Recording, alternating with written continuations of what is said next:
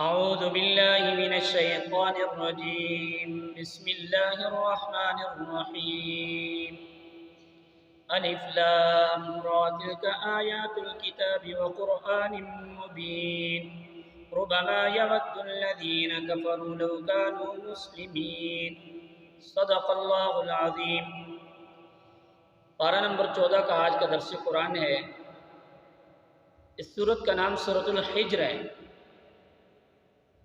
اس کو سورۃ الحجر اس وجہ سے کہا جاتا ہے کہ اس کے اندر اللہ تبارک و تعالیٰ نے قوم سمود کی بستیوں کا ذکر کیا ہے، تو وہ آگے آ جائے گا۔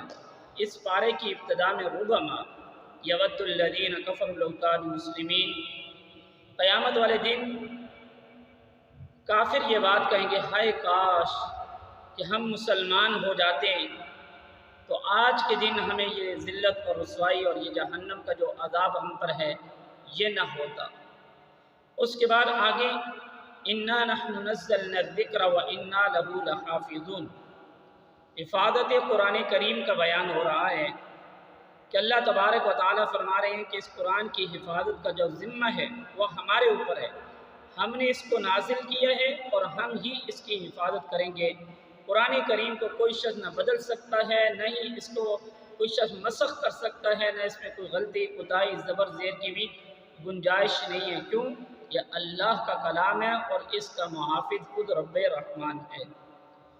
اس کے بعد آگے حضرت آدم علیہ السلام کی تخلیق، وَلَقَدْ خَلَقْنَا الْإِنسَانَ مِنْ صَلْصَالٍ مِّنْ حَمَإٍ مَّسْنُونٍ، حضرت آدم علیہ السلام کی تخلیق کو بیان کیا جا رہا ہے کہ حضرت آدم علیہ السلام کی پیدائش مٹی سے ہوئی ہے۔ اس سے آگے ان المتقین فی جنات وعیون، یہاں سے متقین اہل جنت کا ذکر ہے کہ فرمایا کہ متقین لوگ جو ہوں گے وہ نہروں کے اندر ہوں گے، وہ اللہ تبارک و تعالیٰ کی طرف سے دی ہوئی انعامات میں، اور اللہ تبارک و تعالیٰ کی ان پر خصوصی رحمت ہوگی، یہ متقین کے لیے ہوں گی۔ اور اس کے آگے وَلَقَدْ كَذَّبَ أَصْحَابُ الْحِجْرِ الْمُرْسَلِينَ، یہاں پر اصحاب حجر کا تذکرہ ہے۔ یہ قوم سمود کی بستیاں تھیں جو اللہ تبارک و تعالیٰ کے انبیاء علیہ السلام کو جھٹلاتی تھیں، اللہ کے نبیوں کی تکذیب کرتی تھیں، تو یہ ان کا تذکرہ ہے کہ اللہ تبارک و تعالیٰ نے ان پر کیسے کیسے عذاب نازل کیا اور ان کو کیسے غرق کیا۔ اس کے بعد آگے وَلَقَدْ آتَيْنَاكَ سَبْعًا مِّنَ الْمَثَانِي وَالْقُرْآنِ الْعَظِيمِ، سورۃ الفاتحہ کو جو سبع مثانی کہا جاتا ہے، یہ کیوں کہا جاتا ہے؟ میں نے سورۃ فاتحہ کے درس قرآن میں یہ بات کہی تھی کہ پورے قرآن کریم کا خلاصہ وہ سورۃ فاتحہ ہے، پورے قرآن کریم کا۔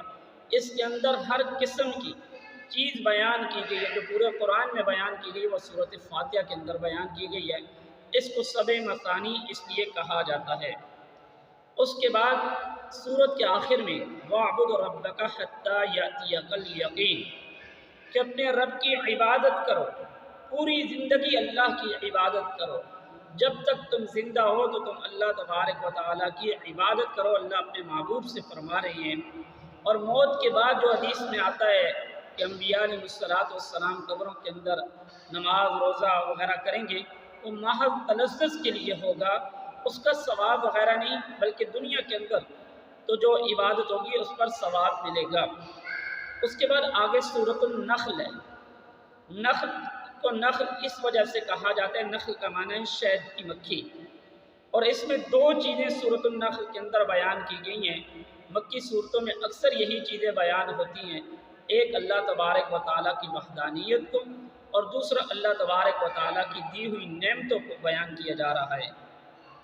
فرمایا وَلَقَدْ خَلَقْنَا الْإِنسَانَ مِنْ سُلَالَةٍ مِّن طِينٍ، یہاں پر انسان کی تخلیق اور ناشکری ہے کہ انسان کو اللہ تبارک و تعالیٰ وَلَقَدْ خَلَقْنَا الْإِنسَانَ مِنْ نُطْفَةٍ فَإِذَا هُوَ خَصِيمٌ مُّبِينٌ، فرمایا ہم نے ایک انسان کو ایک نطفے سے، ایک قطرے سے پیدا کیا ہے، اور وہ بہت سخت جھگڑالو ہے، وہ ناشکری کرتا ہے۔ اس کو اندازہ نہیں کہ ہم نے اس کو کس چیز سے پیدا کیا، ایک قطرے سے، ایک بوند سے پیدا کیا، اور وہ ہمارے ساتھ لڑائی کرتا ہے، وہ اللہ تبارک و تعالیٰ کی دی ہوئی نعمتوں کی ناشکری کرتا ہے۔ اللہ نے جو اس کو انسان بنایا ہے وہ اکڑا اکڑا کے چلتا ہے۔ فرمایا کہ انسان کو اپنی پیدائش پہ غور کرنا چاہیے کہ اللہ نے اس کو کس چیز سے پیدا کیا ہے۔ آگے اللہ تبارک و تعالی فرما رہے ہیں وَهُوَ الَّذِي سَخَّرَ الْبَحْرَ لِتَأْكُلُوا مِنْهُ لَحْمًا طَرِيًّا۔ یہاں اللہ تبارک و تعالی انسان کے لیے سمندر کے فوائد بیان کر رہے ہیں۔ فرمایا کہ ہم نے تمہارے لیے سمندر کو مسخر کر دیا، اس میں تمہارے لیے اللہ تبارک و تعالی نے مچھلیوں کا ذریعہ بنا دیا، مچھلیاں پیدا کر دی کہ تاکہ وہ تم طری کی چیزیں بھی کھاؤ، اور پھر تمہارے لیے کشتیاں بنا دی کہ تم اس پر سفر کرو۔ فرمایا یہ ساری چیزیں اللہ تبارک و تعالی نے انسان کے لیے بنائی ہیں۔ اس سے آگے وَإِذَا قِيلَ لَهُمْ مَاذَا أَنزَلَ رَبُّكُمْ قَالُوا أَسَاطِيرُ الْأَوَّلِينَ۔ یہ متکبرین سے سوال ہوتا ہے کہ یہ جو کچھ اللہ نے نازل کیا یہ کس نے نازل کیا؟ تو وہ آگے سے جواب دیتے ہیں یہ تو پہلے لوگوں کی قصے کہانیاں ہیں، ہم تو اس کو ماننے کے لیے تیار نہیں ہیں، یہ تو پہلے لوگوں کی قصے کہانیاں ہیں۔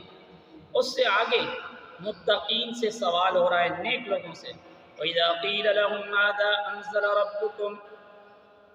تو جب ان سے سوال کیا جاتا ہے کہ بتاؤ یہ جو کچھ اللہ نے نازل کیا یہ کس نے، کہتے ہیں اس کے اندر ساری کی ساری اللہ نے ہمارے لیے خیر اور بھلائی کو نازل کیا ہے۔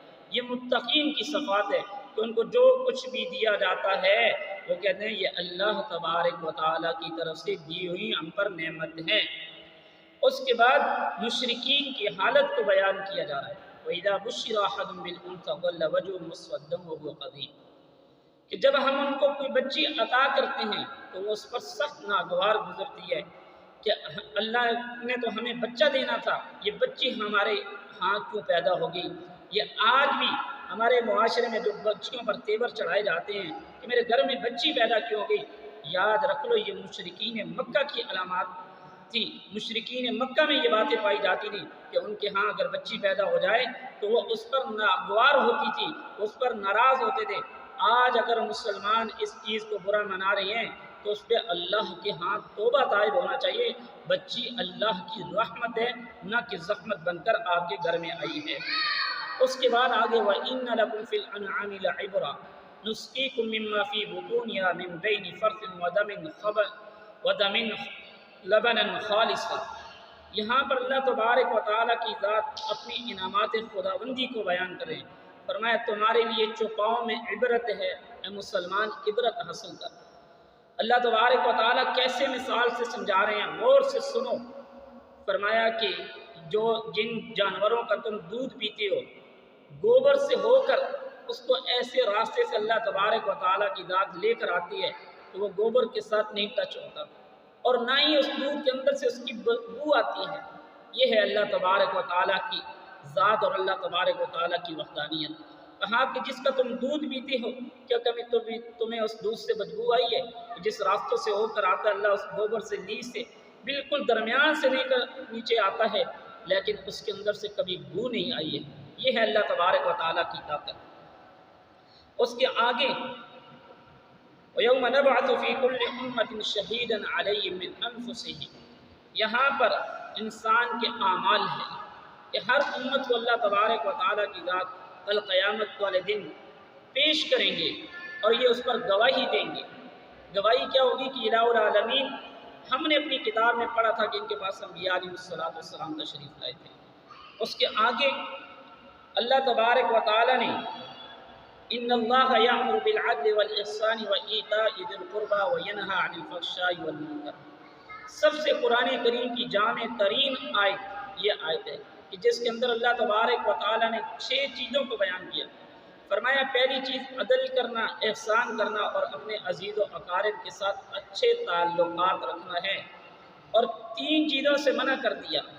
فرمایا کہ ایک تو گالم گلوچ نہیں کرنا ہے، ایک کسی کے ساتھ زیادتی نہیں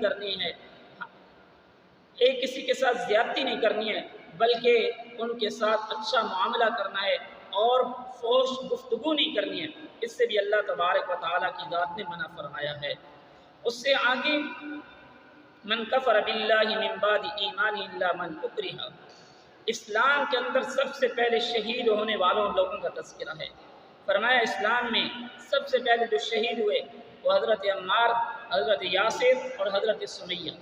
ان میں سے حضرت عمار رضی اللہ تعالیٰ عنہ نے، ان کا ایمان اللہ کی ذات پر بہت مضبوط تھا۔ ایک ہے شہادت کے وقت عزیمت کو، اور رخصت یہ ہے کہ انسان کو کوئی کافر پکڑ لے تو اس وقت وہ ان سے کلمات کفر کھلائے، وہ زبان سے تو کہہ رہے ہوں لیکن دل ان کا مطمئن ہو جو کچھ میں کہہ رہا ہوں یہ میں غلط کہہ رہا ہوں۔